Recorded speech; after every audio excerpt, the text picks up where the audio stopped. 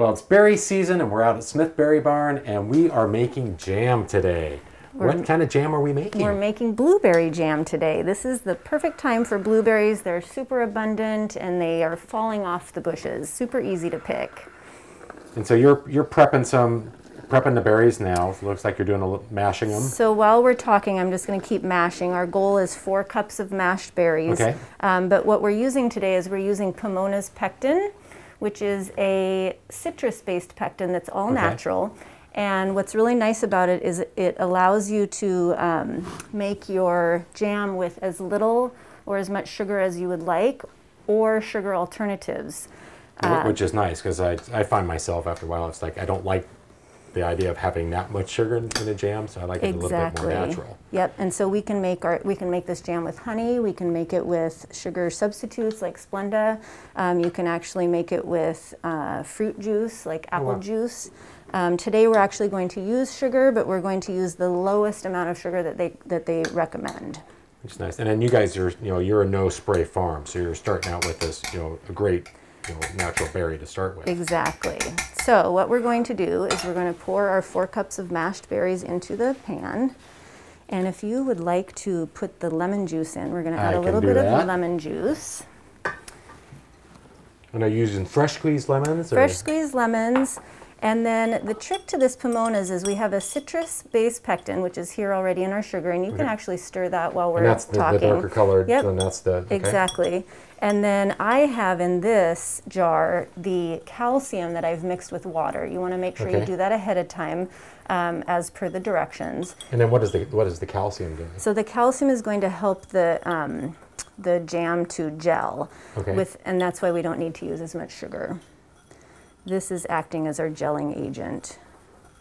So we have our calcium water, and then we're actually going to start cooking this on the stove, get it heated up. We're going to stir in our sugar, and then we only need to cook it for about 1 minute on a boil before we then turn it into the jars to make our jam. Oh, great. So we'll head on over to the stove and we'll show you how we cook up our jam.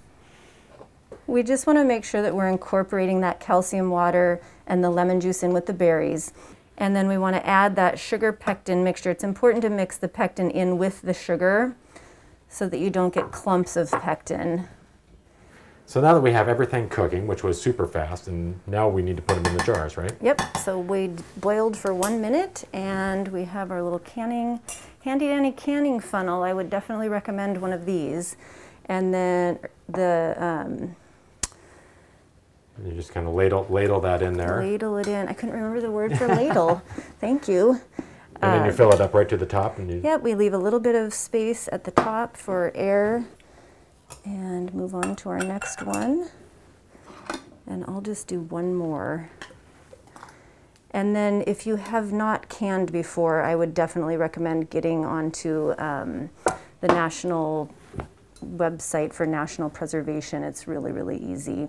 But basically we need to wipe the rims, and I'm not going to do it right now. I'm just going to pretend, but you'd put your lid on, tighten this, and then we're going to do a water bath for about 10 minutes. And so that would be your finished. And then that's going to seal it all up and help preserve it. So, well, Joanna, it's been a pleasure to come out and cook with you today. It's exciting to be able to see the fruits of this that you can enjoy for a long time to come, have your harvest. It's so quick to make berry jam that even if it's hot, it's not going to heat up your kitchen too much. And you can do this with freezer jam. You can make freezer jam as well. So if you're looking for a little bit, fresher taste to your jam, or you don't want to, be cooking in your kitchen, you can definitely make freezer jam. And experiment with different berries and different types. So do some small batch. Exactly. So come on out to Smith Berry Barn. You can get the berries, you can get the pectin, and go home and make as many batches of jam as you want. So thanks for having us out here. Thank you.